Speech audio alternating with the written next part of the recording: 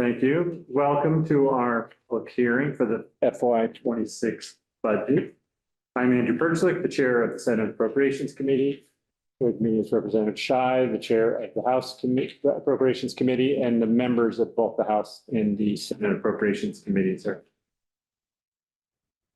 This is the second of our two public hearings that we hold every year on the budget. They're giving the chance of the public to tell the committees on appropriations how they think the state money should be spent.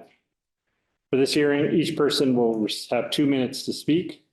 We have Scott over there doing the timer, and Jim Harrison, Representative Harrison here, will raise his hand to let you know when you have reached 10 seconds, when you only have 10 seconds left. Representative Shai will call the names of who is up immediately and then who's going to be on deck. Those that are on deck should be prepared to come up here to speak if you're in person. If you're testifying Zoom, you will automatically be muted. When it is your turn, you will be promoted, which you will see on your screen. So please accept the promotion, unmute yourself, and be sure your video is on so we don't have any technical delays. If this is your first public hearing, please note that our job as legislators is simply to listen to your testimony, or won't be asking any questions during this hearing. Finally, if your time is up and you have more you'd like us to know, please feel free to submit written testimony. The email link within the email that you were sent, and you can send your testimony directly to that testimony 2025 email address. The committees will be reading all the written testimony that is. So thank you for participating, and with that, Representative Shai will read the first. So first two are on Zoom, and first is Elisa Boisel from Atria Collective, and then Christy Everett is on deck. Excuse me.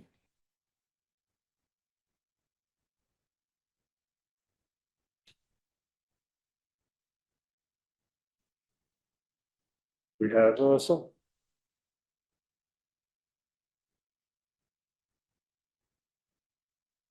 Hi, this is Alyssa. I'm here, but I cannot start my video. It says the host is stopped. Oh, we can hear you loud and clear. So if you just want to give your testimony that way, that's fine.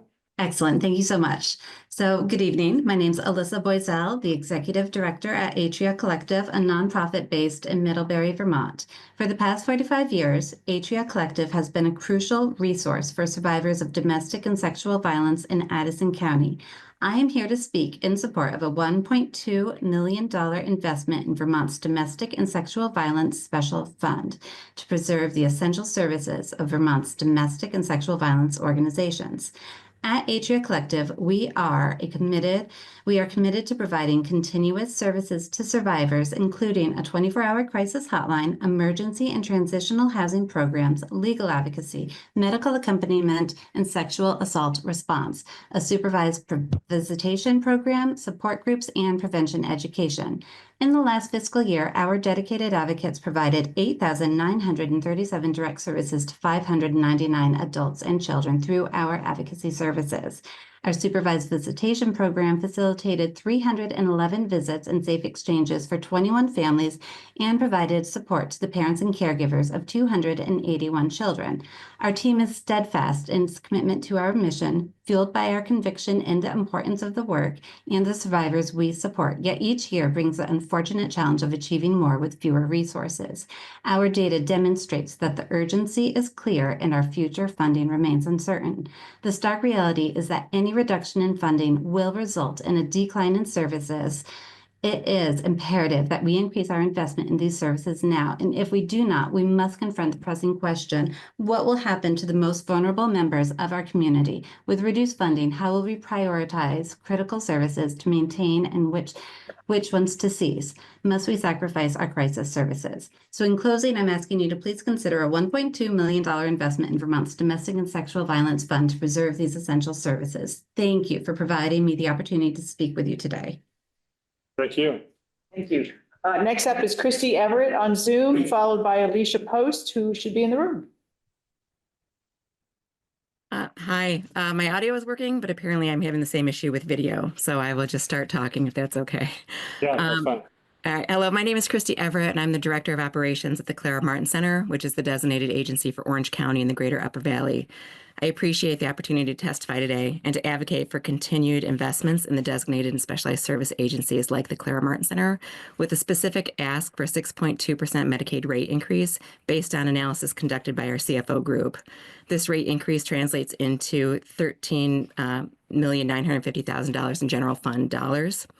With the increasing needs of our local communities, this rate increase is essential to meet community needs and support critical services that Vermonters depend on. I appreciate the support the legislator has shown to our system of care over the years and your commitment to supporting rate increases to make our services more sustainable.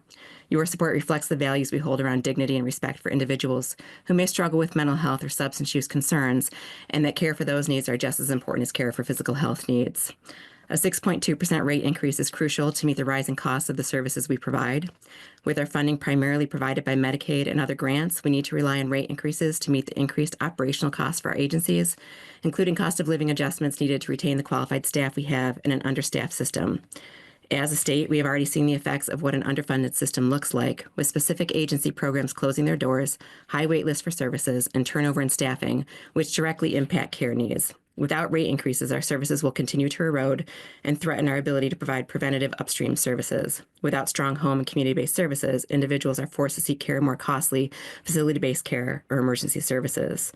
As an agency and part of the DA SSA system, we are committed to the work of supporting the most vulnerable among us, but need your support through this rate increase to continue to do this work. I appreciate the opportunity to advocate for this rate increase for our system, and thank you for the time you're taking to hear from so many different people as you make decisions in the best interest of Vermonters. Thank you for that testimony. Great, thank you. Next, we have Alicia Post, who's right here. And on Zoom, up next after Alicia is Johnny Gifford. Hi, my name is Alicia Post. I'm the co-director of outpatient services at Washington County Mental Health in Berlin, Vermont. Thank you for the opportunity to testify today. I'm here to advocate for a 6.2% Medicaid rate increase amounting to $13.95 million in general funds for designated and specialized service agencies like ours. This funding is critical to maintaining essential services for Vermonters needing mental health, substance use, and supports for people with intellectual and developmental disabilities. We deeply appreciate the state's recognition of our role in supporting the most vulnerable members of our community. Your commitment to mental health and substance use care and supports for individuals with intellectual and developmental disabilities is vital, and we are grateful for your continued support. A 6.2% increase is crucial for sustaining the work that we do. Our services include things like trauma treatment, providing individual and group therapy, case management, and dyadic work for children impacted by trauma.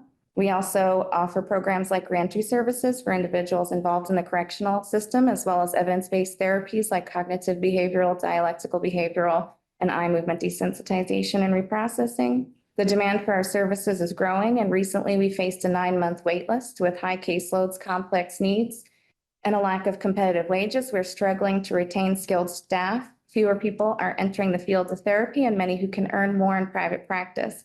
This leads to increased strain on our resources, making it harder to provide timely, effective care. When outpatient services like ours are underfunded, people end up in crisis situations, which are far more expensive and less effective in the long term. It's like not having a primary care doctor without preventative ongoing care. People turn to emergency services when their needs escalate. While emergency care is essential, it's not a substitute for upstream services. A 6.2% rate increase will ensure that agencies like ours can continue providing these vital services and meet the growing needs in our community. Thank you for your time and thoughtful consideration of this urgent matter. Thank you. Thanks. Next up is Johnny Gifford on Zoom, followed by Jenna O'Farrell on Zoom. Hey there, looks like my video is working. My name is Johnny Gifford. I'm the executive director for Brattleboro Community Television. We're the community media center that serves Southern Windham County. I'm here today to ask you to support the Vermont Access Network with a base appropriation of $1.35 million in fiscal year 26 as part of a 3-year funding plan that we've developed in consultation with the Secretary of State's office. The work we do for our community has the power to change lives. I mean, anywhere from like connecting citizens to their local select board meeting to teaching community members the latest technologies and digital literacy skills. I mean, I could keep going on. I want to tell a personal story since I know you've already heard from a couple of my other colleagues. One of our members just released a documentary about a family-owned lumber mill that shut down after 87 years in the community. She did this entirely using our equipment from BCTV. our facilities and our guidance over the course of 2 years. It's now selling out screenings across Southeast Vermont. It's scheduled to show in the main theater of the historic Latches Theater this weekend. And just seeing where she is now, we feel like proud parents. Her film has brought family and community together in meaningful ways. It's even brought like new inspired members to our center who want to tell stories and use our resources to do that. So, the point of this is that her work and the work that the rest of our staff, our board, and our members do just would not be possible without years of funding from Comcast Cable.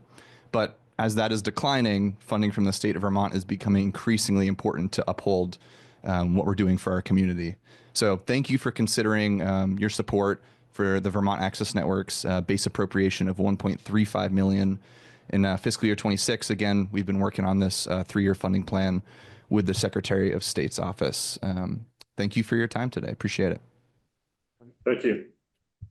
Next up is Jenna O'Farrell on Zoom, followed by Frank Knack, also on Zoom.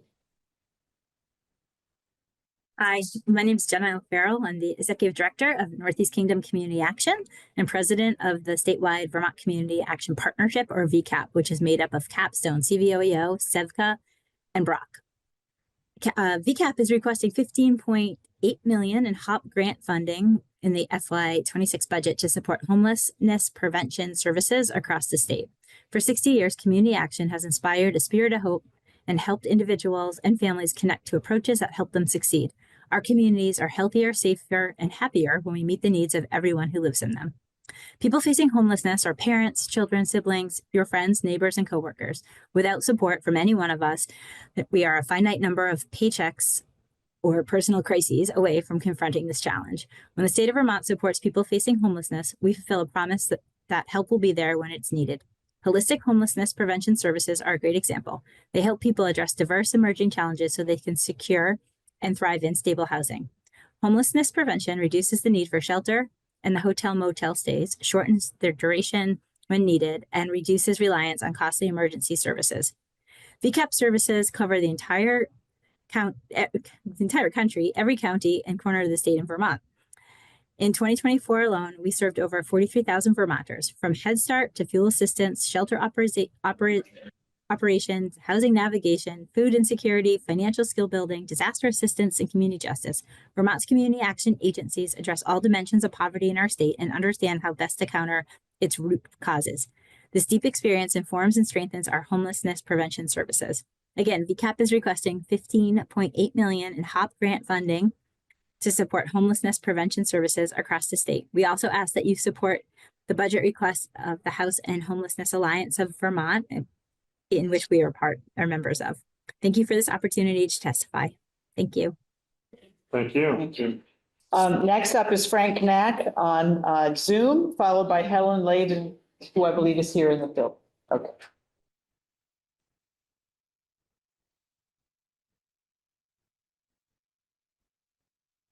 Frank's not there? Okay. He's not here. Not here. Okay, Helen, come on up. And after Helen will be Mary Beth Pinard, who is on Zoom.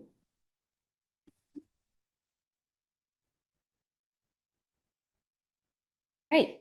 Thank you. So I'm speaking this evening on behalf of the Long-Term Care Crisis Coalition, a partnership of 8 organizations representing more than 200 service providers engaged in different aspects of long-term care in Vermont. Long-term care services support our family members, friends, and neighbors who are unable to perform basic activities of daily living, such as dressing and bathing. Support can be offered in an individual's home or at facilities in their community. Coalition members serve thousands of Vermonters every day. However, access to these services is threatened by a combination of workforce shortages, mounting federal pressure, and chronic underfunding by Medicaid. A Medicaid rate study performed by the Agency of Human Services in 2023 showed underpayment of as much as 80% when compared to the actual cost of services. And to be clear, that's not paying 80% of costs. It's needing an 80% increase to break even to cost. Some rates were increased in 2023, thank you, to match the study's findings, and others were not. And of course, costs have gone up every year since then. Unfortunately, the governor's proposed budget in fiscal year 2026 includes no increases for home and community-based long-term care services. Providers cannot continue operating without adequate payment. That is why we have crisis in our coalition name. the Long-Term Care Crisis Coalition is requesting full implementation of the rate increases described in the 2023 study. That is approximately $6 million from the general fund. We are also requesting a 4% inflationary adjustment to reflect rising costs. I have much more time left than I thought I was going to. I just imagine 20 seconds of thanking you for the previous increases and for listening to my testimony here tonight. Thank you very much. Thank you. Thanks very much.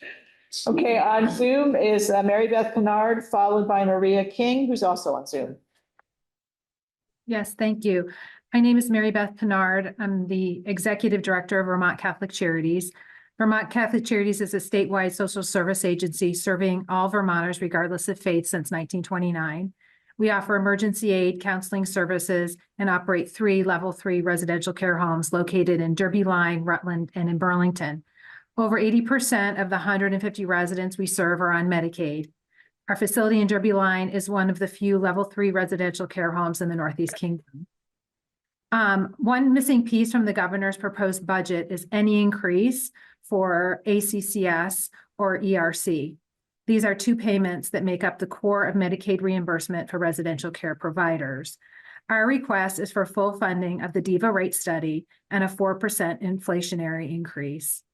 A rate increase is necessary for residential care homes operated by Vermont Catholic Charities and others to continue to provide the extraordinary care and services to residents and to hire and retrain high qualified staff to care for our residents. The current reimbursement rate just does not cover our cost of care. Operational costs continue to increase, staff wages, employee health insurance, supplies, and food, to name a few. These increases without a Medicaid reimbursement rate increase will continue to widen the financial gap we face. In an already tight labor market, we continue to face staffing shortages in nursing and often cannot compete with marketplace wages. Unfortunately, September of 2023, we made the tough decision to close one of our facilities in Rutland, which had a special care unit due to the ongoing nurse workforce shortage, the associated high costs of contract nursing, and the low Medicaid reimbursement rate. As one of the oldest states in the nation with one of the highest life expectancy rates and lower than average median income, we anticipate the need for residential care will only increase for those on Medicaid. If we cannot continue to afford to provide this care, who will? Thank you. Thank you. Thank you. Okay, next up is Maria King on Zoom, followed by Denise Smith, also on Zoom. Hello, my name is Maria King from St. Albans. I am the long-term care administrator for Cathedral Square, a service-oriented affordable housing organization that operates 2 assisted living communities, Cathedral Square Assisted Living and Memory Care at Allenbrook. I'd like to thank the committee for the opportunity to testify on the governor's 26 budget today. It is critical for older and disabled Vermonters to have access to skilled and reliable long-term care services. Our friends, neighbors, and family members who are unable to complete basic activities of daily living, such as dressing, bathing, meal prep, and medication management, depend on the support from Vermont's skilled nursing, residential care, and assisted living communities like Cathedral Square. We take pride in the quality of care we support, and we provide it utilizing an evidence-based practice called the Best Friends approach. Through this approach, staff participate in meaningful engagement and are dedicated to helping our residents feel loved, valued, safe, and secure. We want to provide older Vermonters who need this kind of care and housing, but we cannot given our current financial reality. Over the last 6 years, 21 long-term care communities have closed, a total of 123 beds lost, while Vermont's seniors encompass the fastest growing age cohort in the state and the need for care is at its highest. Simply put, the governor's proposed budget does not adequately speak to the current long-term care crisis we are facing. In order for communities to continue to adequately and safely provide quality of care to older and disabled Vermonters, keep pace with inflation, and support competitive staff wages, we respectfully request your committee to do the following. We request $6 million in general fund dollars for full implementation of the increases for enhanced residential care and home-based choices for care services as described in the 23 DIVA rate study, and an inflationary adjustment of 4% to all long-term care reimbursement rates to reflect rising cost. Without this, communities like Cathedral Square will have to reduce capacity at a time when Vermonters need it the most. Thank you for your time and letting me speak today. up is Denise Smith on Zoom, followed by Nicole Miller, also on Zoom. Hi, good evening, everybody. Thank you so much for holding this forum and for having me speak in today. My name is Denise Smith. I live in St. Albans, Vermont, and I'm the Executive Director of the Vermont Council on Rural Development, the backbone organization for Working Lands Coalition and the Working Lands Partnership. I'm here to request that the caucus or that the budget supports the Working Lands Coalition's request to appropriate $3 million for the Working Lands Enterprise Fund for FY 2026. The support of the Working Lands Enterprise Initiatives has been very valuable over the past several years. We very much appreciate that. Vermont Working Lands are a quintessential part of who we are, our identity, and the character of our landscape. These lands are a core value of our identity as Vermonters. The funding we seek helps Vermonters improve their resilience by supporting our agricultural and forestry economies, which are necessary for the success of rural Vermont families and communities. In the 12 years, the Working Lands Enterprise Initiative has directly invested $18.8 million in 555 farm and food and forestry projects and leveraged an additional $30.9 million in matching funds. We appreciate very much the $1 million in the governor's budget right now, and we ask to consider increasing that amount to $3 million for FY 2026. As you know, the applications continue to exceed the amount of available funding. According to the Vermont Agency of Agriculture, Food and Market Impact Report for 2024, applications totaled over $16 million, while they were only able to fund $3 million worth of projects was available.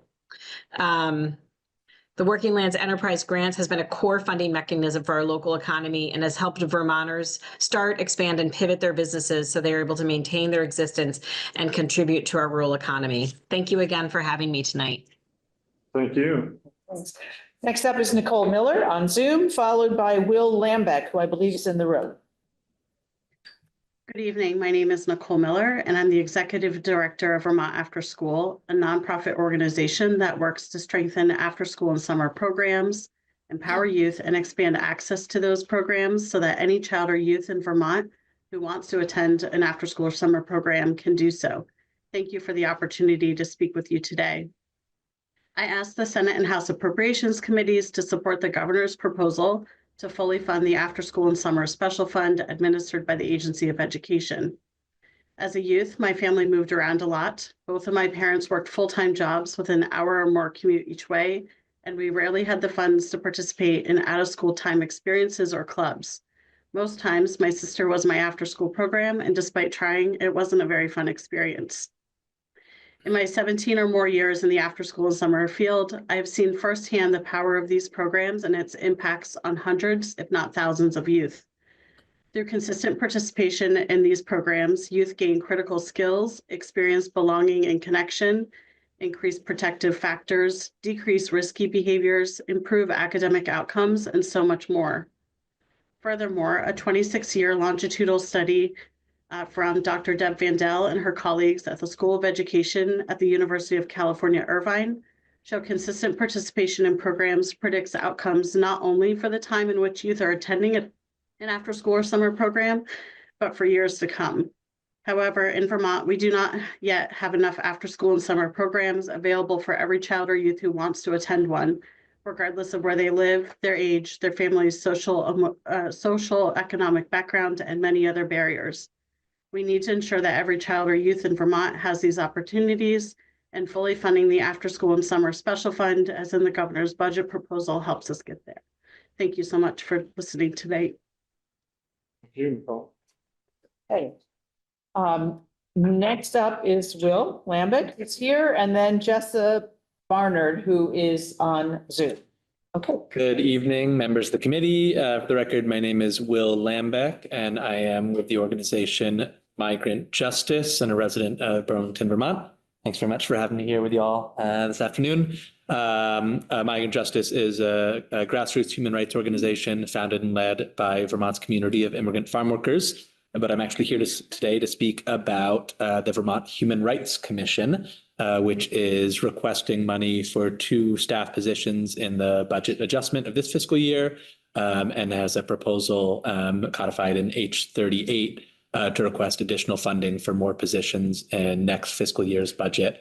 Migrant Justice over the years has referred many cases to the Vermont Human Rights Commission, which is for many low-income Vermonters, and particularly non-English speaking Vermonters, really the only forum where they can be heard about cases regarding public accommodations or housing discrimination. And I think we all know that in today's political climate, we're just going to see more and more of these cases happening. The staff of the Vermont Human Rights Commission has been excellent. They've always responded with the utmost professionalism. But unfortunately, the wait times are long and getting longer. And that means for many people submitting complaints who have experienced discrimination, it takes months and months for their cases to be investigated and adjudicated. And for too many, justice delayed is justice denied.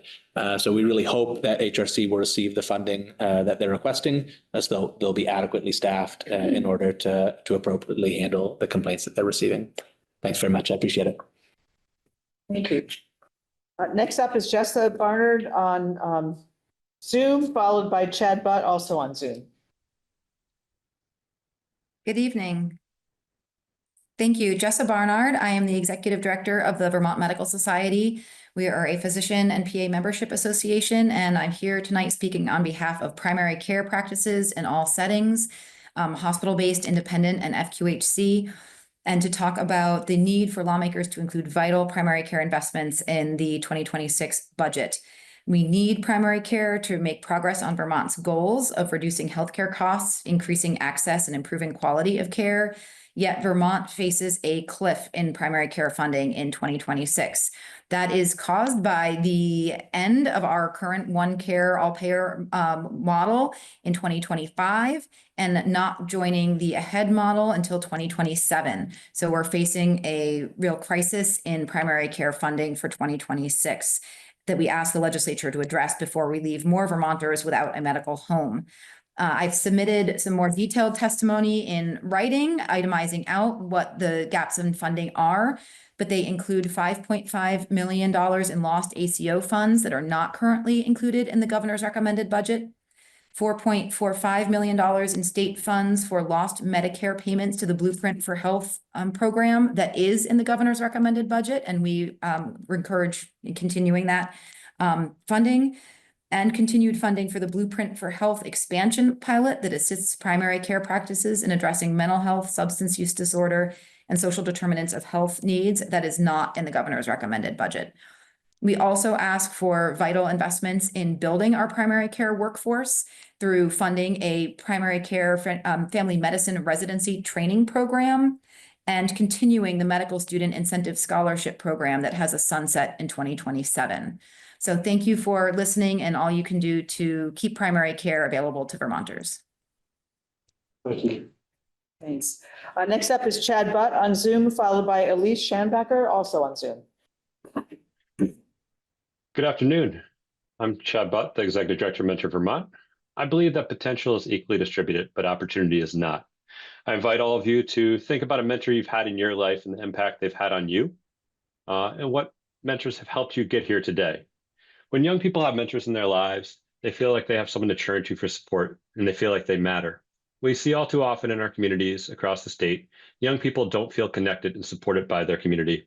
In the latest Youth Risk Behavior Survey results, only 54% of middle and high school students in Vermont express that they feel like they matter to their community. Yet we know that 96% of youth mentees report that their mentor makes them feel like they matter. Supportive mentoring relationships are imperative for fostering youth mental health and healthy youth development. For a relatively small investment, we can help equalize the opportunity for access to a caring adult and a supportive relationship that can last a lifetime for a young person. Yet 1 in 3 young people in Vermont will grow up without someone to turn to for support beyond their immediate family. Without someone to turn to for guidance, without someone to share their passions and dreams with, and without someone to explore their interests with. When young people have a supportive mentor in their life, they're more engaged in school and in the community. Youth in Vermont need support, and the impact of mentoring has been made clear through research and evidence-based practices. Mentor Vermont is requesting the state increase its investment in youth mentoring in FY26 from $650,000 to $1.3 million to help ensure that more young people in Vermont have access to a caring, consistent mentor and have the supportive mentoring relationships they need to thrive. Funding at this level will enable Mentor Vermont to provide mentoring agencies across the state with much needed funding to increase staff time and better meet the needs of their communities, and for Mentor Vermont to support the establishment of mentoring programs in underserved areas of the state. Mentoring is a cost-effective prevention tool that has lasting impacts on youth, mentors, and the greater community. An increased yearly investment in the state is greatly needed to ensure that our young people are growing up with the supportive mentoring relationships they need to grow and thrive. Thank you so much for my time. Thank you. Next up, Becker on Zoom, followed by Jamie Dancero, who should be here in the room. Thank you, chairpersons and members, for the opportunity to testify today. My name is Elise Schanbacher, and I'm the Executive Director of Addison Housing Works and a resident of Verdun's.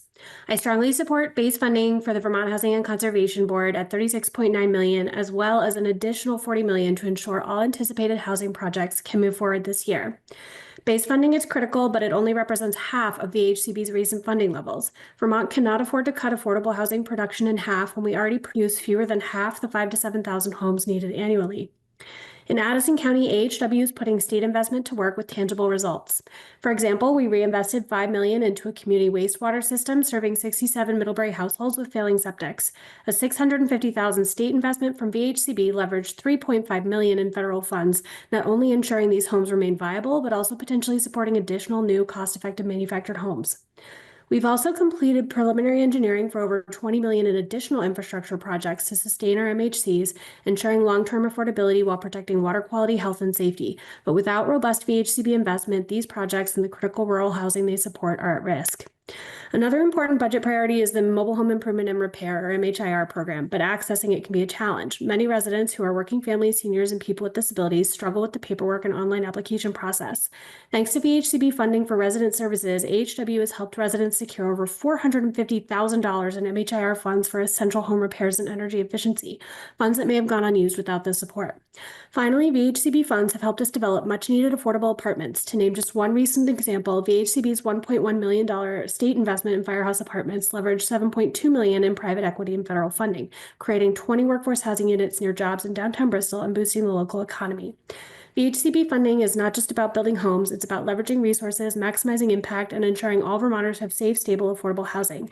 As Vermont pursues regulatory reform to unleash private development, we cannot leave our most vulnerable neighbors behind. Cutting VHCB funding now would slow economic growth and deepen our housing crisis.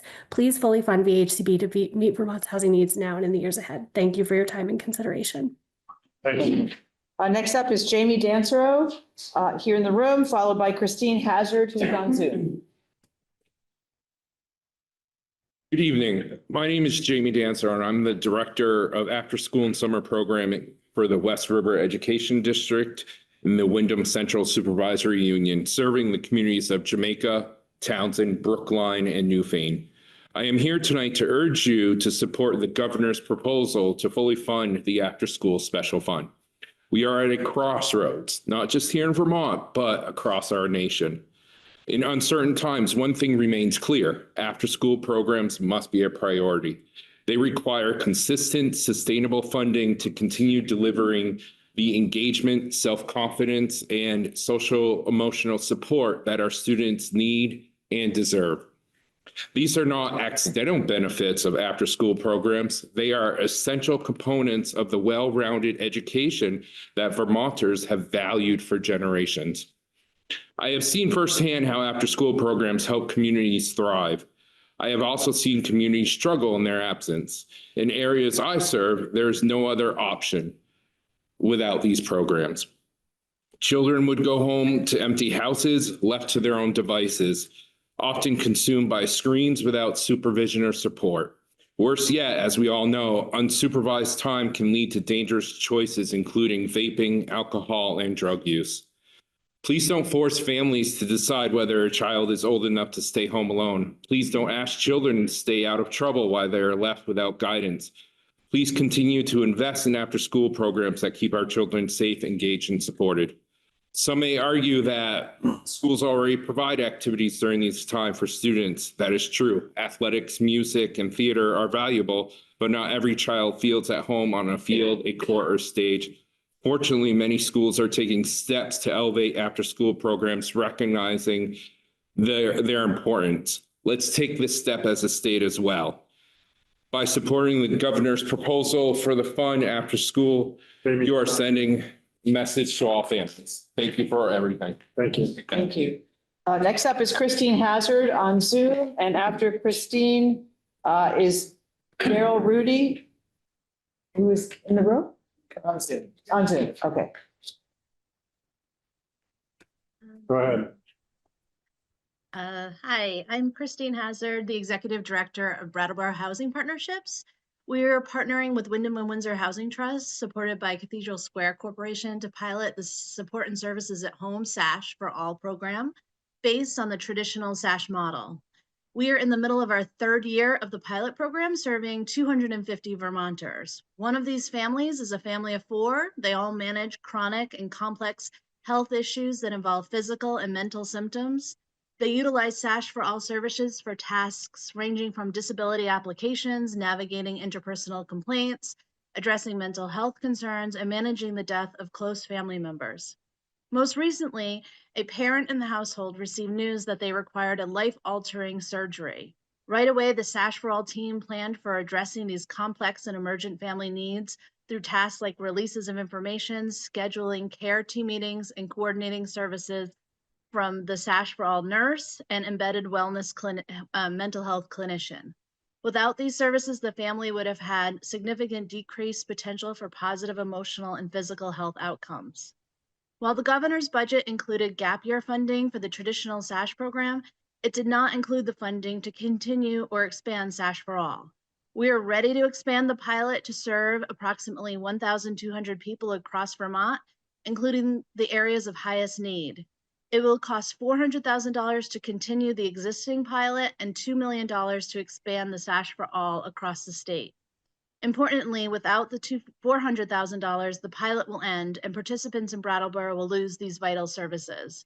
Thank you for your consideration in continuing and to expanding the funding for the SASH for All program. Thank you. Next up is Daryl Rudy on Zoom, followed by Sam Smith, also on Zoom. Hello, my name is Daryl Rudy, and I'm asking you to please invest in long-term home and community-based care. Like more than 13,000 other Vermonters over the age of 65, I have Alzheimer's and I've had it for 4 years. I live in St. Johnsbury with my partner, Barb. I know my cognition and all functions connected to my brain are going to slowly decline. I need to know Barb and I will have the support we need for me to remain safely in my home or near St. Johnsbury. I don't know exactly what support I will need, but I know Barb and I will need help. The lifetime cost of Alzheimer's is estimated to be $400,000 or more, with more than 70% being borne by the family. Like so many other Vermonters, we will rely on choices for care or other Medicaid programs.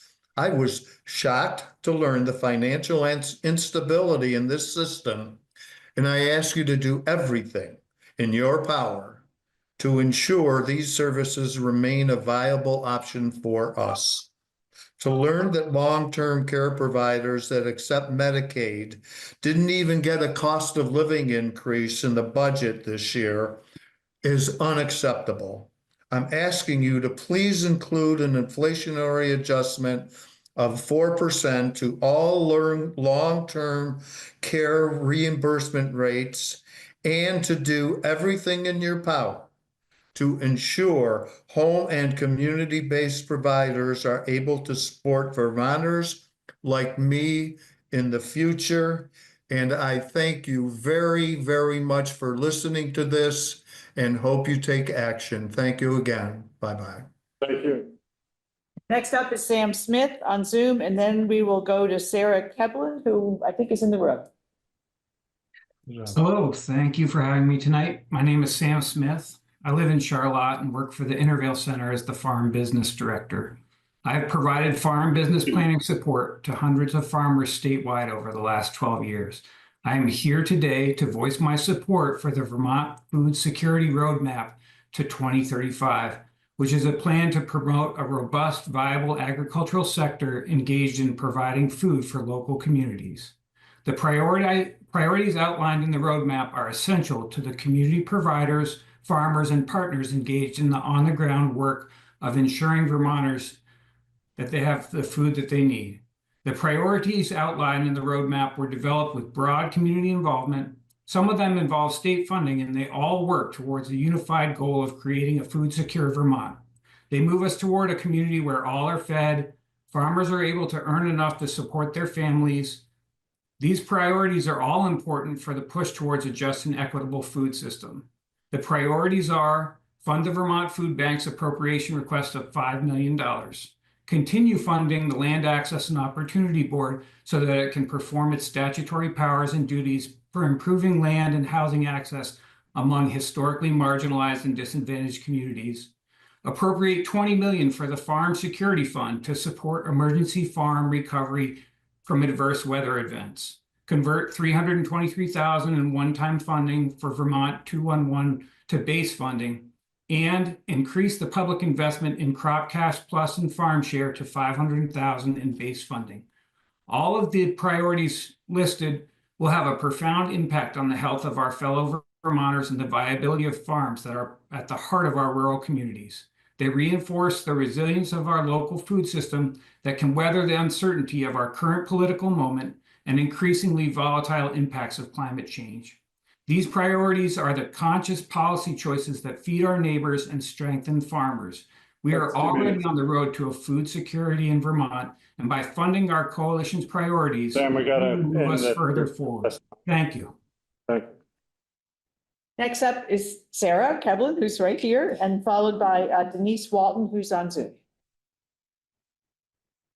Good evening. My name is Sarah Kevlin. I work at Vermont Food Bank and live in Huntington. I'm here to ask the legislature to appropriate $5 million for Vermont Food Bank to support our ongoing responsive readiness and to support food purchase and distribution with our network of more than 220 food shelf and meal site partners. Testimony by so many representing organizations across Vermont tonight and since the start of the session reinforce so many of the challenges individuals and households are facing in this moment. Hunger and lack of access to the food we need is both a symptom and a contributor to so many of these challenges. Vermont Food Bank, the state's only food bank, along with its more than 220 partners, has seen increased need for food help over the last 2 years. Vermont Food Bank's operations are about 25% above plan levels. We had hoped the need would recede after the pandemic, but in fact, inflation, costs of everyday things, flooding, and other economic stressors have continued to put untenable pressure on household budgets. Many people, many of our neighbors, many of our families are making tough choices to buy medicine, heat their homes, or to purchase food. Our food shelf partners report anywhere from 20 to more than 110% increases in visitors over the last year. And Vermont Food Bank is distributing twice as much food as it did before the pandemic in 2019. We found that ongoing weather disasters add urgency to our basic operations and know we have to remain responsive and strong as these are no longer 100-year events. We ask the legislature to continue its partnership with Vermont Food Bank to make sure we can continue to do this vital work, providing the most basic need to tens of thousands of people across Vermont each month. Again, please appropriate $5 million to Vermont Food Bank to strengthen our responsive readiness and support food purchase and distribution, along with our 220 partner food shelves and meal sites. Thanks so much, and thank you all for your work on behalf of people in Vermont. Thank you. Next up is Denise Walton on Zoom, followed by Nick Bennett, also on Zoom.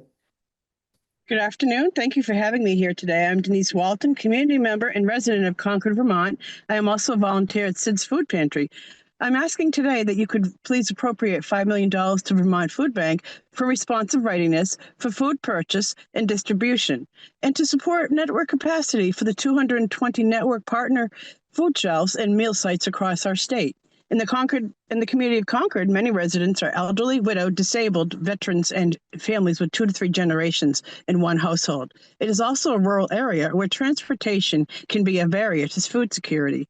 Sid's Pantry is open monthly for our residents of Essex County and patients at Concord Food Center. Currently, we serve 30 to 50 families with 1 to 7 household members. Being located at the health center is a great community partnership. We're able to set out fresh food, produce right in the waiting rooms of the health center, allowing folks to have healthy options and choices. With our Vermonters Feeding Vermonters grant, we are able to buy local food from farmers in our area. This brings some economic security to those farmers and great food to our community. In the summer, we host a healthy lunch program. Pop-up health center. We use fresh foods and staples from the Vermont Food Bank. Folks get a healthy lunch and some social time. I'm proud of our little community of Concord and its residents. Sid's Pantry has grown over the years. We have worked hard with the food bank and received support, training, and grants. With the requested funding for Vermont Food Bank, we can continue to provide food security to those in need who need it most. Our elders, veterans, widows and widowers, and to the families who are stretching their food budgets. I ask you to please appropriate $5 million for Vermont Food Bank for responsive readiness, for food purchase and distribution, and to support network capacity for the 220 plus network partner food shelves and meal sites across our state. Thank you for consideration and support to help food security in Vermont. Thank you. Thank you. Next up is Nick Bennett on Zoom, followed by Luba Ruthsong, also on Zoom. Thank you for the opportunity to speak this evening. My name is Nick Bennett. I live in Waterbury, Vermont, and I'm the executive director of the Vermont Mountain Bike Association. I also chair the Vermont Trails and Greenways Council, a collective of over 36 trail advocacy and stewardship organizations, and recognized in statute as an advisory body to the Agency of Natural Resources. Outdoor recreation has become a cornerstone of Vermont's physical, social, and economic well-being. In 2023 alone, outdoor recreation accounted for over $2 billion in economic return for Vermont, 4.8% of state GDP, an increase of over 200 basis points from 2022, and second in the nation, only behind Hawaii. Private landowners are absolutely vital to public access recreation and the benefits it provides to Vermonters and visitors. Of the over 8,000 miles of trails in Vermont open to the public, approximately 75% are graciously hosted by private landowners. Dispersed recreational opportunities like hunting and fishing are similarly heavily reliant on private land. The vast majority of these private landowners receive no recognition or other direct benefits for providing recreational access, giving them no incentive other than the benefits for their communities and allowing them to withdraw access at any time and with no consequences.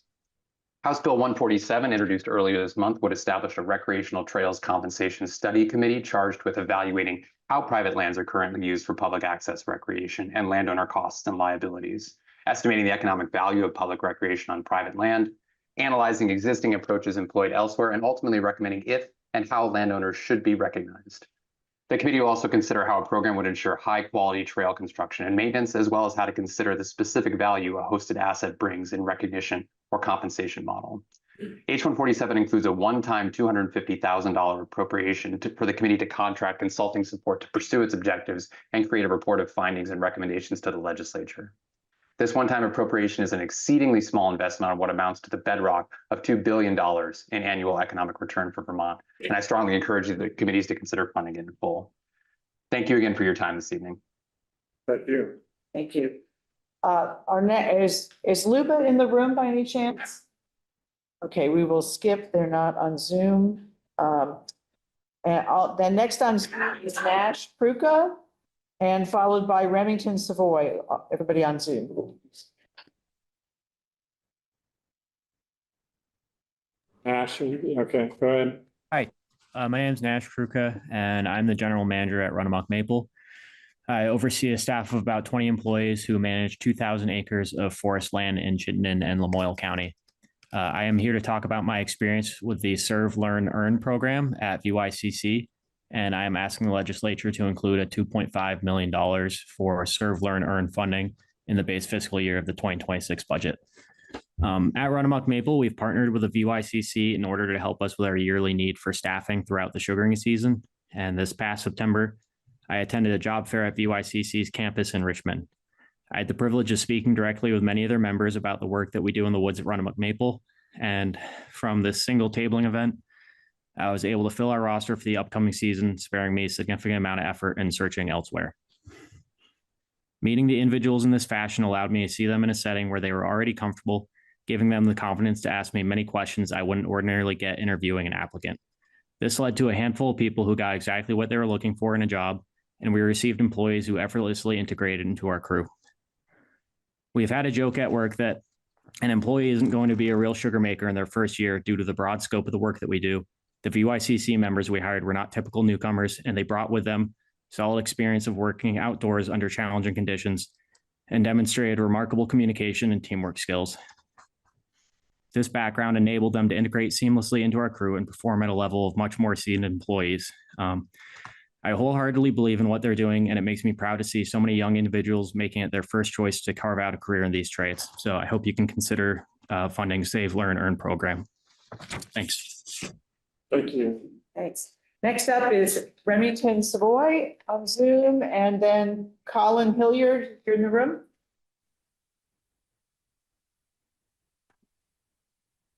Go ahead. Go ahead, Rem. My name is Remington Savoy. I live in Westminster, Vermont with my 2-year-old daughter and my husband. I'm employed by a parent-child center organization, and I'm a Head Start parent.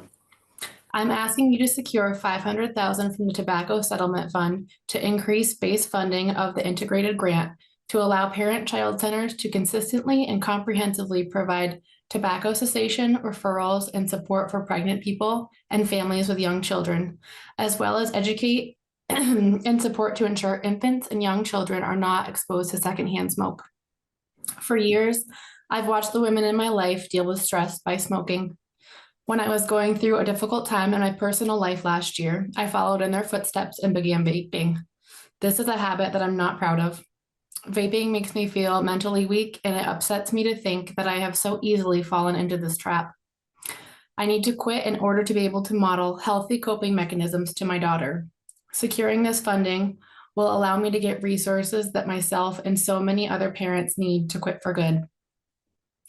Again, I'm asking you to secure $500,000 from the Tobacco Settlement Fund to increase base funding of the integrated grant to allow PCCs to consistently and comprehensively provide tobacco cessation, referrals, and support for pregnant people and families with young children, as well as educate and support to ensure infants and young children are not exposed to secondhand smoke. Thank you for the opportunity to speak today. Next up is Colin Hilliard, who is here, and then on Zoom following Colin is Tina Zoom. Hi, my name is Colin Hilliard. I'm the Advocacy Director for ARP Vermont. On behalf of ARP's 110,000 members in Vermont, I want to thank you for the opportunity to testify today. ARP, 3 items I want to talk about. First, ARP requests a $235,000 appropriation for Home Share Vermont to expand its service area to include Orleans, Essex, Caledonia, Windham County, and the remaining towns in Windsor County. Home Share's expansion plan involves sharing case managers from local partner organizations, thus maximizing the value of these funds. Expanding Home Share's services statewide has been suggested by lawmakers for many years and has been identified as a strategy for supportive living in Vermont's Age Strong plan. Simply put, funding this expansion is an efficient and affordable way to tackle both the housing crisis and ensure that older Vermonters have more choices in living an independent and vibrant life. Second, ARP is requesting a $125,000 in general fund appropriation to establish the Age Strong Commission in order to advance, monitor, and administer the 10-year multi-sector plan on aging by advising and educating policymakers and the administration, in addition to advancing a culture of healthy, active aging through education and outreach. And lastly, ARP is a member of the Long-Term Care Crisis Coalition. I know you've heard from a bit here, and we want to highlight the coalition's 2 requests as well. Full implementation of the increases for home-based choices for care, services, and enhanced residential care as described in the 2023 DEVA rate study. That's a total general fund investment of $6 million and also an inflationary adjustment of 4% to all long-term care reimbursement rates. Long-term care is a critical service for our most vulnerable, and it enables Vermonters to age with dignity in our communities. Without budgetary supports, we could see further reductions in services and the closure of providers. Vermonters deserve a robust and sustainable long-term care system that can meet the changing needs as they age. Thank you. Thank you. Okay, next up is Tina Zuf on Zoom, and Heidi Katz is also on Zoom. Good evening. On behalf of the American Heart Association, we'd appreciate it if you would consider including the following in your FY26 budget. The first would be $150,000 to provide a grant program rather, for Vermont schools most in need of resources to implement cardiac emergency response plans. Vermont's cardiac arrest survival rate is among the lowest in the nation at 7.5%, and that means most victims die. Survival rates are low because only about 40% of people who suffer cardiac arrest get the immediate help they need from lay responders before EMS arrives. And Vermont's rural nature delays response time from even the best rescue services. We're working to pass legislation ensuring that schools and sporting events have cardiac emergency response plans, which can double and even triple survival rates. The plans create an emergency team that is CPR trained, have AEDs well placed and publicly accessible, make sure the devices are maintained, the plan is practiced with a drill, and the team integrates with EMS. While more than 200 Vermont schools have AEDs, this funding would help ensure equity by providing funds for schools that may have few resources. It could be used for AEDs and the cost of CPR training. Cardiac arrests do happen at Vermont schools, 24 in the last 10 years, including at the Milton versus Barry basketball game on January 3rd at Spalding, where 16-year-old Milton sophomore Dominic Barkham was saved due to the cardiac emergency response plan training and quick response of Spalding staff and coaches. This small investment of $150,000 literally could mean the difference between life and death. We have also submitted written testimony with some additional budget requests, and they include increasing income eligibility for pregnant women under Dr. Dinosaur, protecting funding for school meals, and early childhood education. Thank you so much, and we appreciate your time. Thank you. Okay, next up is Heidi Katz, followed by Sarah. I'm going to mispronounce it, sorry, Sarah Hugis, but all on Zoom. Hello, my name is Heidi Katz. I live in Norwich, Vermont, and I am a post-permanent supervisor with Easter Seals. Post-permanency services help adoption and guardianship caregivers build the confidence, therapeutic parenting skills, and networks they need to care successfully for their child. To begin, I want to thank you for supporting an increase in post-permanency funding last year. I'm not here to ask for any additional funding this year. We ask you to support the level of funding in the governor's recommended FY26 budget. Rather, I'm here to share a little bit about my own experience with the Easter Seals post-permanency program and why your support makes a difference for families in Vermont. My family adopted my younger brother when he was an infant. Like many families formed through adoption, we were naively optimistic.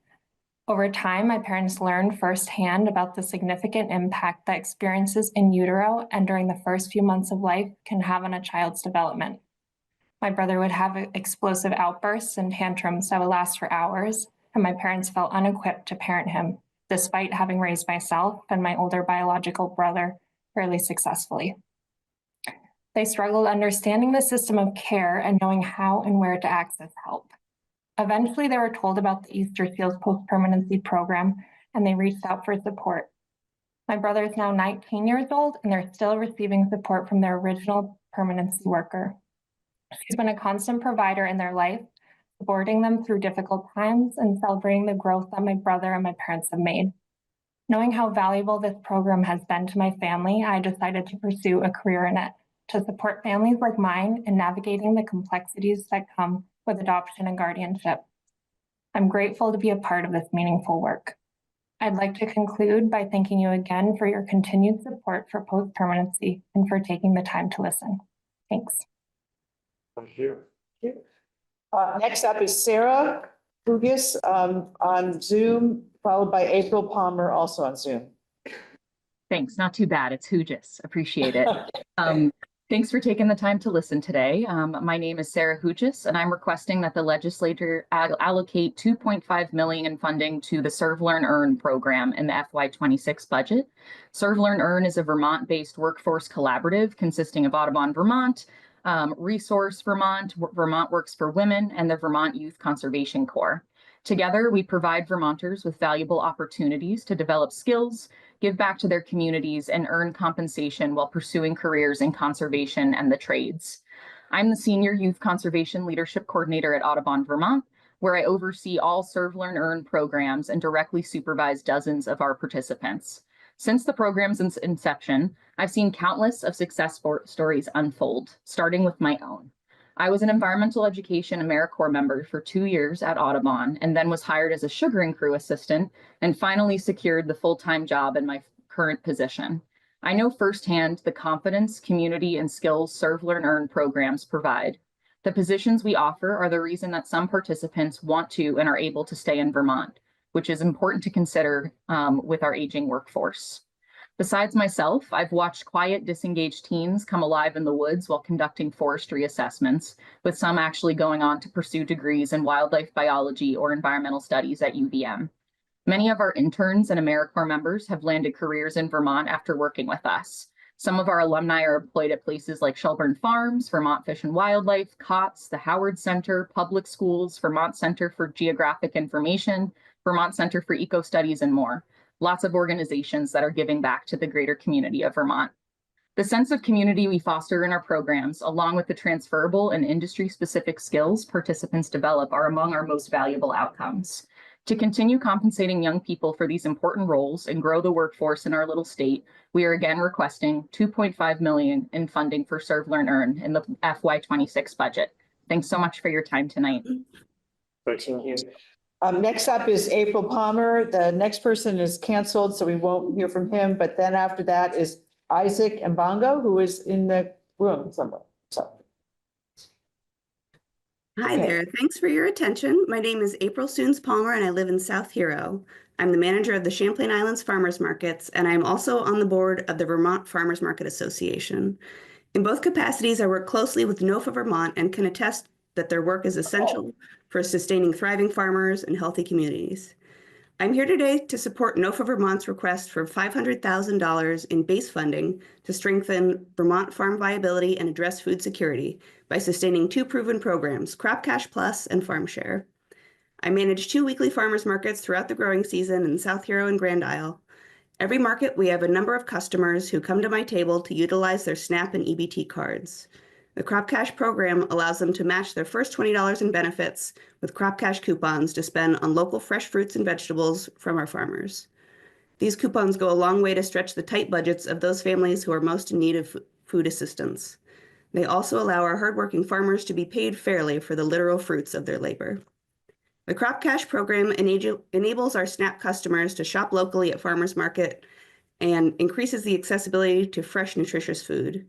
In 2023, the Crop Cash Plus pilot program allowed customers to access not only fresh produce with their coupons, but also local eggs, meat, honey, canned goods, pasta, and bread. This variety was hugely appreciated by our customers and led to increased sales overall for many of our small business farmers. These programs have been instrumental in helping connect healthy, locally farmed food to families and folks who most need it, and to spread the idea that farmers markets and fresh food are for everyone. They also help strengthen our Vermont economy by encouraging folks to spend their dollars locally. To reiterate, I am here to support NOFA Vermont's request for $500,000 in base funding to strengthen Vermont farm viability and address food security by sustaining 2 proven programs, Crop Cash Plus and Farm Share. Thank you for your time. Thank you. Next up is Isaac Mbongo. And then on Zoom is Autumn Moen.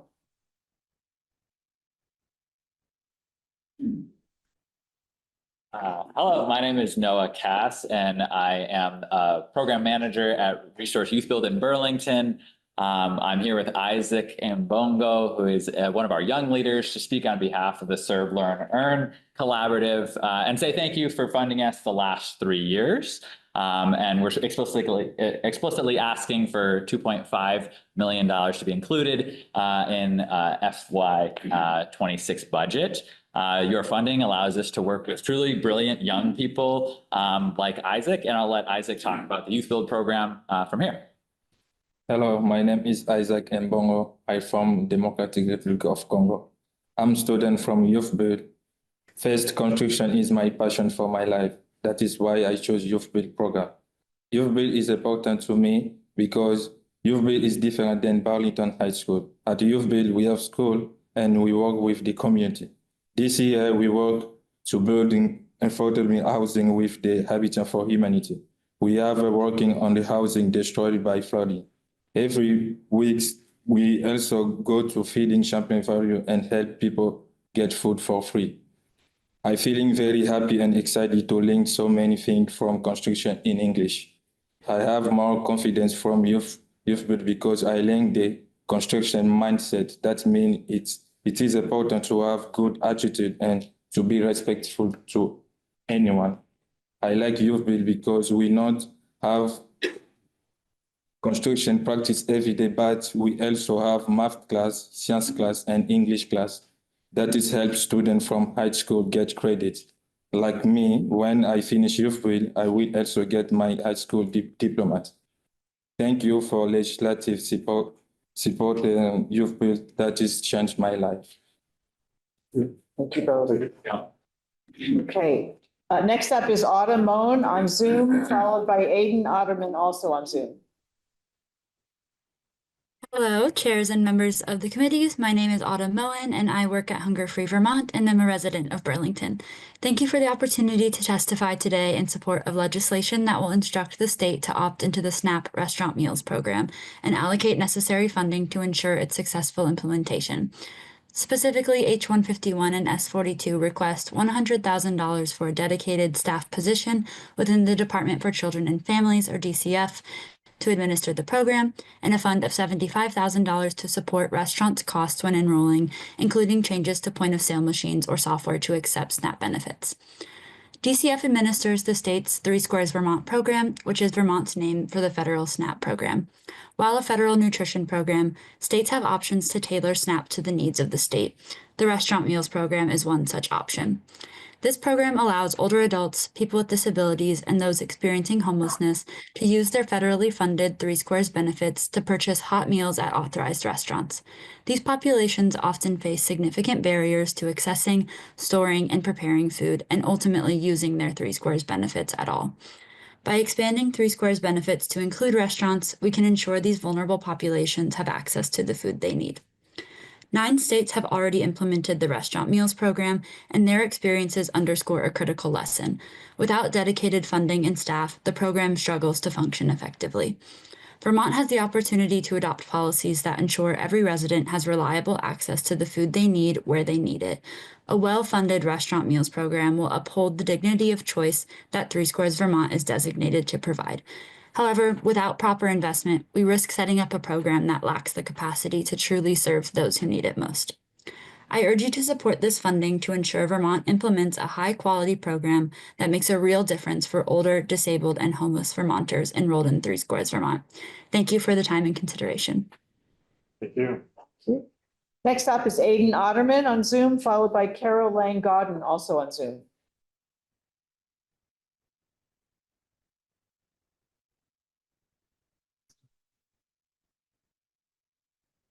Go ahead, Eddie.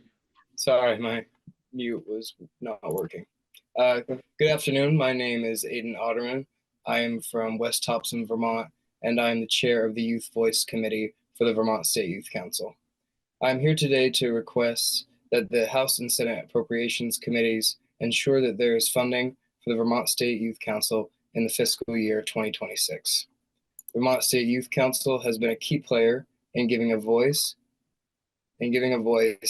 to the youth of Vermont. And while the council itself is still in its infancy, we believe that we have many years of hard work representing the youth ahead of us. But without funding, that future is destitute. And without that future, around 24% of the population would lose their voice in state government. It is important that the council has the funding it needs to operate as a platform for youth civic engagement, and I ask that you please ensure that there is funding for the Vermont State Youth Council in the fiscal year 2026. Great. Thank you. Next up is Carol Lang Godden, followed by Keely Agin, all on Zoom.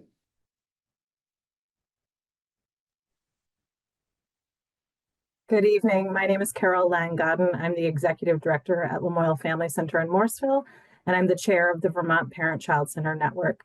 Thank you for allowing me this opportunity, and thank you for your commitment to making Vermont a place we can all be proud of.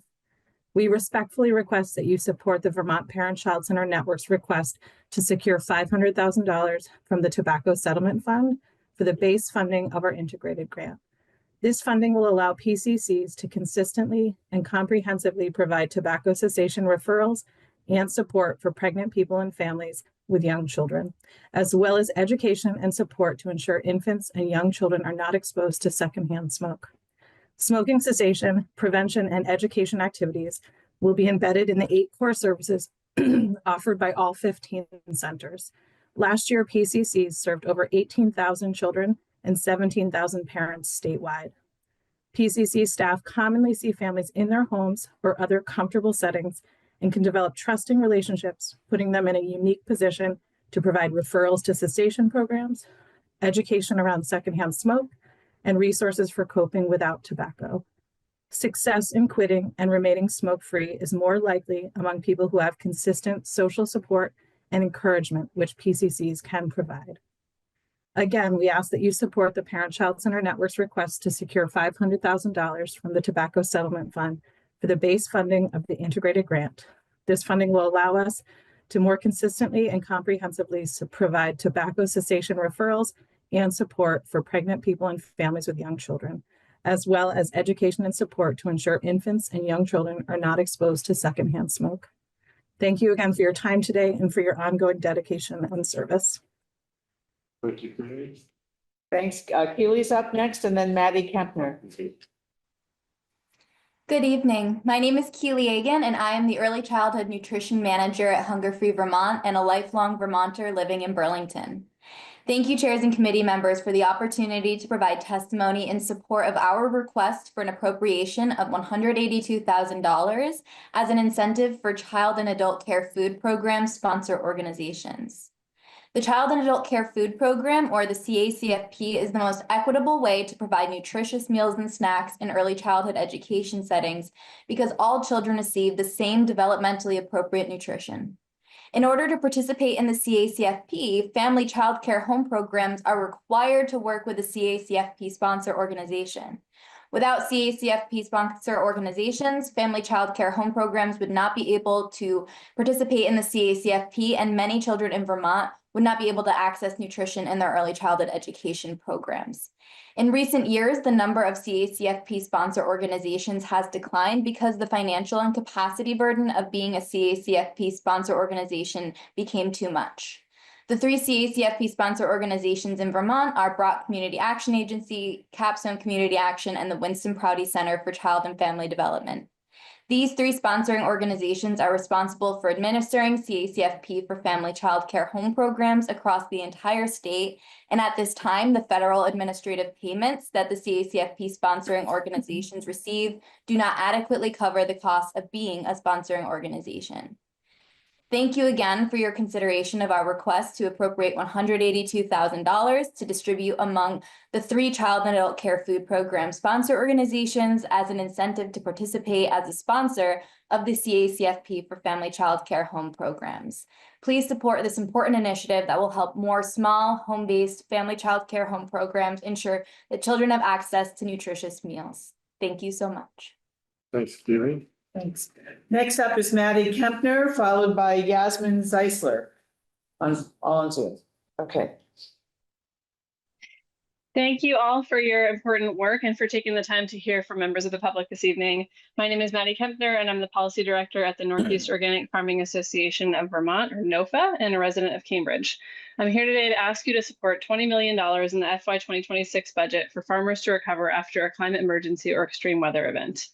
These past 2 growing seasons, farmers experienced a late spring freeze, unprecedented flooding, and other extreme weather that devastated our state's agricultural communities.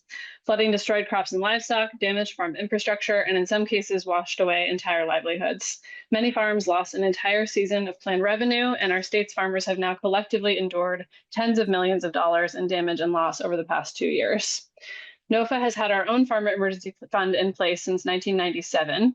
Since that time, and especially in the past 2 years, we've learned a lot about what farmers go through when a flood or other weather emergency happens. The state collectively has learned a lot. We know that federal programs like crop insurance are not designed for or accessible to many of our farmers here in Vermont. The Agency of Agriculture's survey following the flooding in 2023 found that 70% of respondents were not covered by any form of crop or livestock insurance. In 2024, that number was still at 57%. And it's not for lack of trying. Most of the current federal programs and systems for farm disaster aid involve complex, administratively burdensome application processes, and in the end, often provide too little meaningful relief to make the hassle worthwhile. All of this further taxes a farmer's mental health in a time of acute crisis. Many of our farms cannot afford to weather impacts like the ones we've seen the past 2 years again and again. The state has a substantial interest in securing our farms' futures, and failure to support their recovery puts Vermont's food security, our rural economies, and our climate resiliency at risk. Our farmers aren't just growing food. They're stewarding the land that makes Vermont what it is. Farmers are the heart of our culture and community in Vermont, and we know we can do better to help them rebound when emergencies happen. Again, please include $20 million for farmers to recover after climate emergencies or extreme weather events in the FY26 budget. Thank you. Thank you. Thank you. Next is Yasmin Zeisler, followed by Shannon Cardici on Zoom. Carchidi. Okay.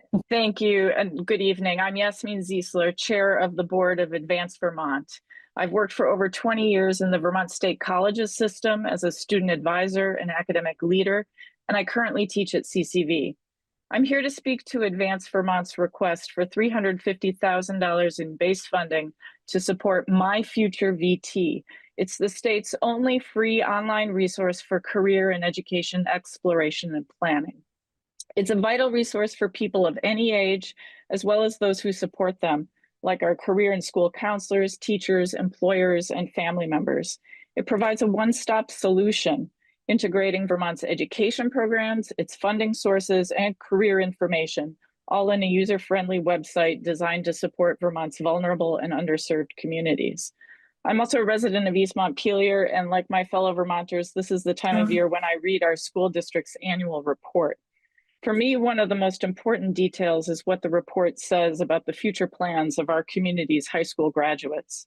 We celebrate graduation rates and students who continue to 2- and 4-year colleges, but what's missing for me are students' plans for other important career pathways through apprenticeships, certificates, military service, and other employer-supported opportunities. What I want for all Vermonters is that they have information to explore careers in education of all kinds. Sustaining My Future VT is therefore not just a budgetary ask, it's a crucial investment for the people of Vermont and a public good. With legislative support since its launch in 2021, My Future VT has become a go-to resource for over 120,000 users.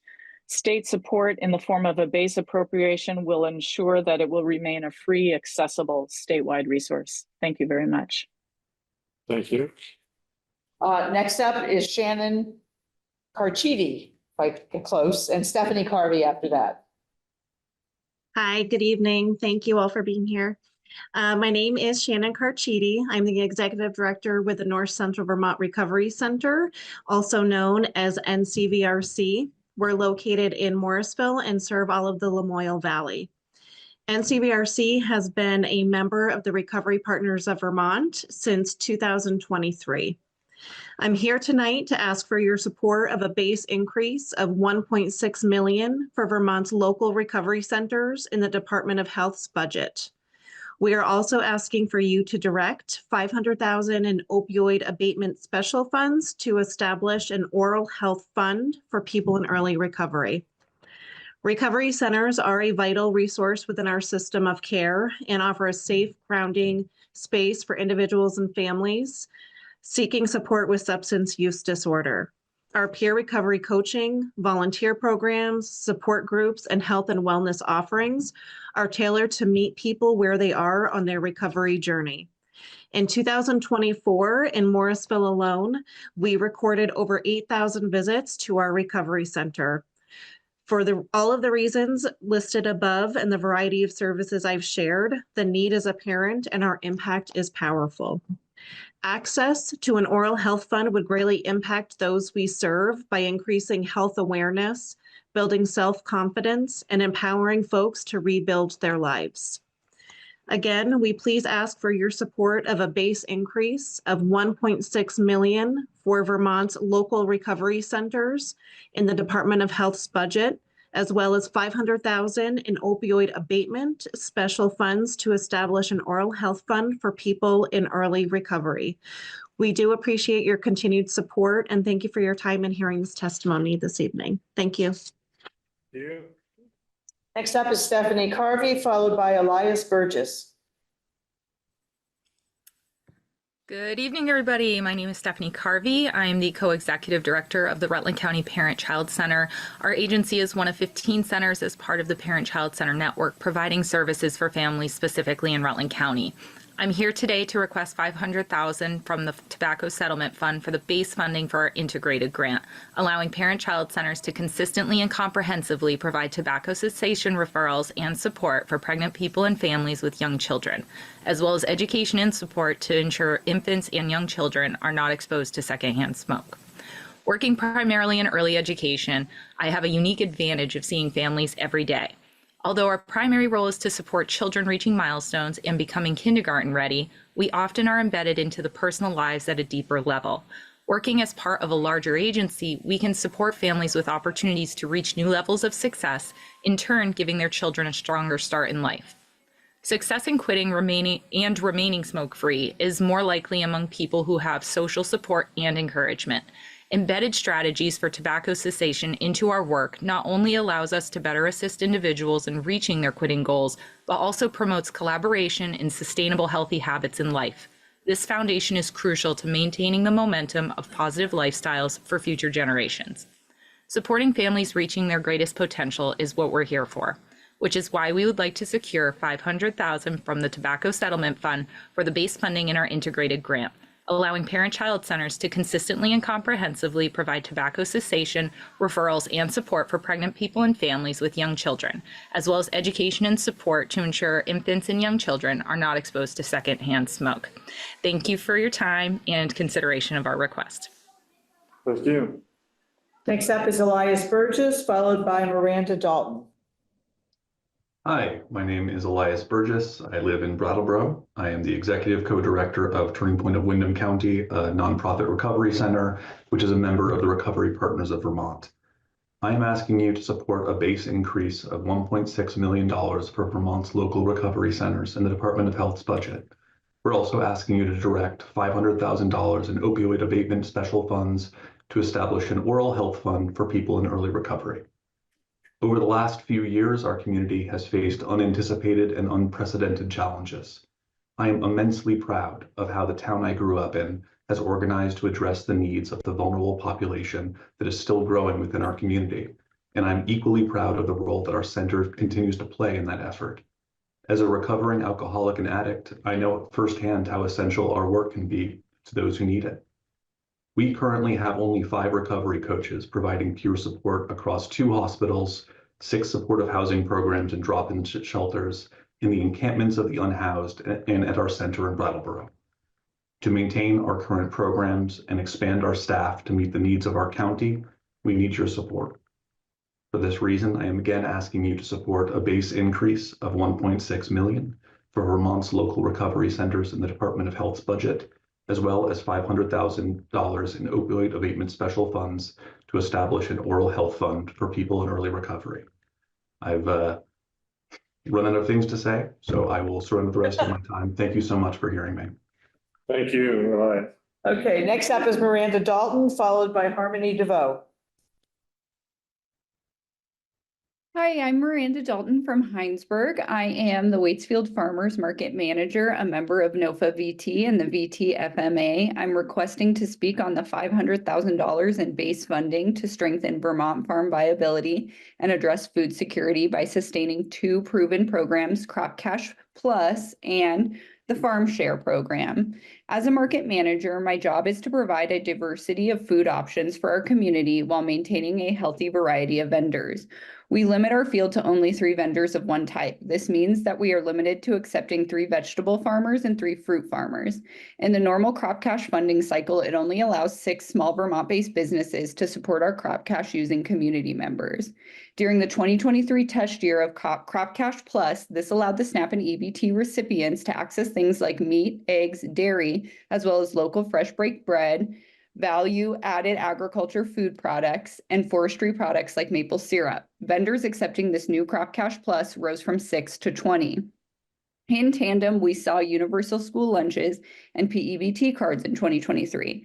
This allowed community members of all socioeconomic statuses to access this program and see how the same dollar that feeds the family funds the farmer, eliminating the stigma behind accessing food security benefits. In 2024, several families came back realizing they qualified for SNAP benefits and continued to use the program. We saw an increase in SNAP utilization of 341% comparing 2022 to 2024. We often think of Waitsfield as an affluent community, but many families struggle with food insecurity, and some redemptions come from vendors themselves. Please consider the economic impact programs like Crop Cash Plus and Farm Share have on both the family and the farmer. Thank you for your time this evening. Thank you. Thank you. Next up is Harmony. And I think Andrea is not here. So after that would be Ward Nile, who I believe is here. Okay. Great. So Harmony's next. Okay. Hello, my name is Harmony Baldivo. I live in Warren and I am the Council Chair of the Vermont State Youth Council. I ask that funding for the Vermont State Youth Council please be continued. The State Youth Council was formed in 2022 with the purpose of providing young Vermonters an official means of providing advice on policies that impact young persons in Vermont. This was to ensure Vermont's children and young people achieve their potential and that Vermont has open, effective, and inclusive government. The council is currently composed of 26 youth. The council consists of the following 5 committees, each tasked with providing recommendations that apply to their topics: youth voice, education, equity and anti-racism, climate change, and youth mental health. Each committee has a chair who are also members of the executive committee, which creates agendas and decides priorities for the council. Since the council has been formed, we have written numerous bylaws to outline how the State Youth Council should work. We have also presented recommendations to the General Assembly and the Governor. We've shared knowledge and learned from multiple legislators during our Zoom meetings. We've also hosted one public hearing to better understand what topics Vermonters are wanting legislation to address. Additionally, we have sent out a survey to Vermont students so the Council can aim to represent all Vermont students' opinions, not just those of our members. We also plan on providing more testimony on bills we agree and disagree with. The State Youth Council is important for the state of Vermont. When working in a system when our adults are given the most power, it is important that youth have the opportunity to have their opinions taken into account when legislative decisions are being made that affect youth's lives. Youth make up approximately 24% of Vermont's population. If they weren't rightfully represented in the legislature through the State Youth Council, this would mean a large number of Vermonters affected by legislators' decisions wouldn't have a say in it. I ask you to continue funding for the Vermont State Youth Council in order to allow Vermont youth to work with legislators to advance the state of Vermont. Thank you. Thank you, Harmony. Thank you. And next is Ward Nile.